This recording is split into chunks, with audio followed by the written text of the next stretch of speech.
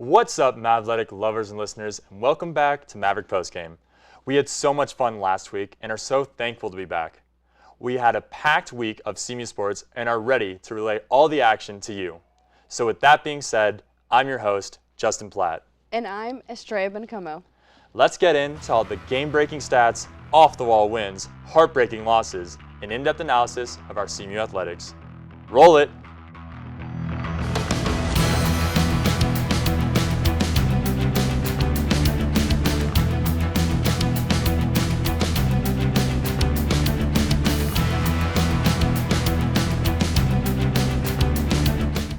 Hello everyone, once again, I'm Estrella. And I'm Justin Platt. Let's hop right in and take a look at all the Mavtastic action that took place this week here at CMU. CMU women's soccer undefeated streak came to an end last Saturday against Minot State University. In a weekend where CMU came back to beat Northwest Nazarene 3-2, they were unable to pull off the comeback against Minot State, losing in overtime 2-1. On the bright side, redshirt freshman Lila Deer continued to look like an absolute superstar for the Mavericks.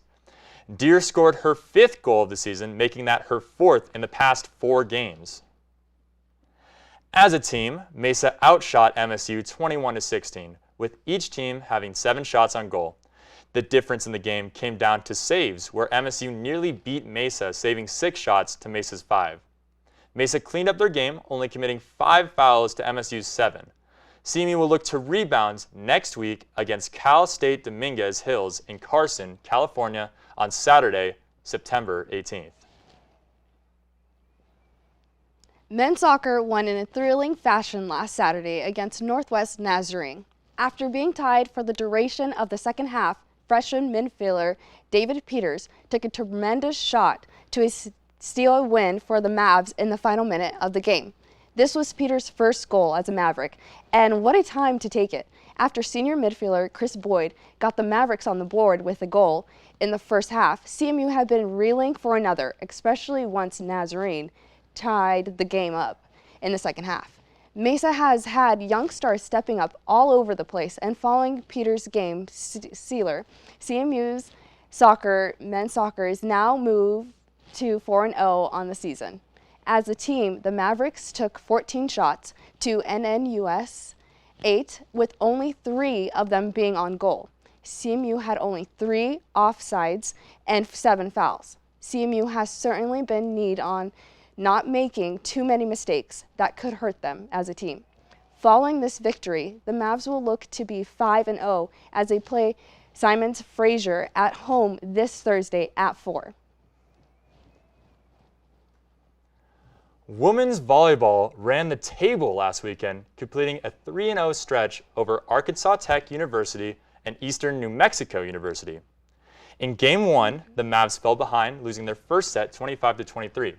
However, following that loss, CMU roared back, winning sets 2, 3, and 4 in scores of 25-21, 25-22, and 25-16.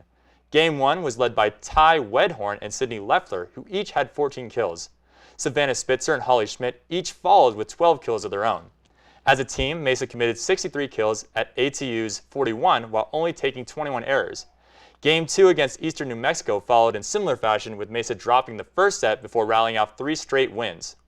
In Game 2, Leffler once again stepped up, committing a career-high 17 kills to help Mesa put down the Greyhounds.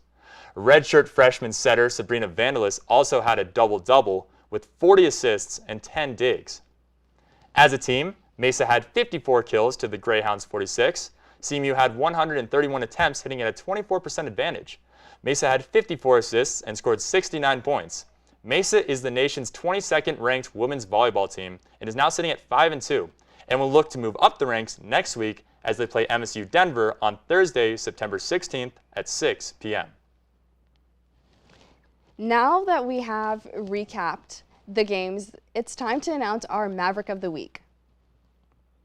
Our Maverick of the Week goes to redshirt junior middle blocker Ty Wedhorn. Wedhorn had 14 kills in CMU women's volleyball game against Arkansas Tech. Wedhorn hit at an errorless 47% on 30 wings. She also had a season-high 6 blocks. Due to Wedhorn's performance this season, the Mavericks are now 5-2 and look onward to potential playoff spot. Congratulations, Ty, for your stellar performance. You are our Maverick of the Week. Before we close the show today, let's give our closing thoughts. Well, just to start off, my closing thoughts are on how many young stars are showing up for Mesa.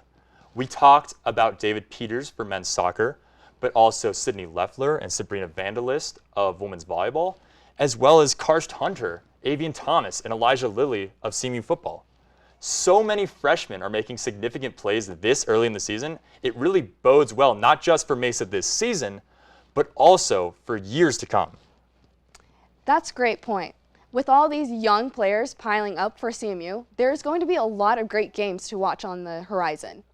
My closing thoughts for the week is how many Mesa's team are getting off to a strong start. Men's soccer is 4-0, women's volleyball is 5-2, and Mesa's football is 1-0. In the past, CMU had mostly started off their season a little slow, but coming off of COVID, of a riddled season, it seems that CMU teams are eager and rattled off some victories rather quickly. If this is a tone Mesa is setting for the season, we are certainly in for an entertaining year. You could not be more correct. There is certainly a lot to look forward to, and we highly recommend going to as many Mesa games as possible. Well, now that we have recapped all the action for this week, I am your host, Justin Platt. And I'm Estrella. Thank you so much for joining us, and we'll catch you next week on an all-new, recaps-packed episode of Maverick Postgame. Like we said again, welcome back, Mavericks, and of course, have yourselves a Mesa amazing day.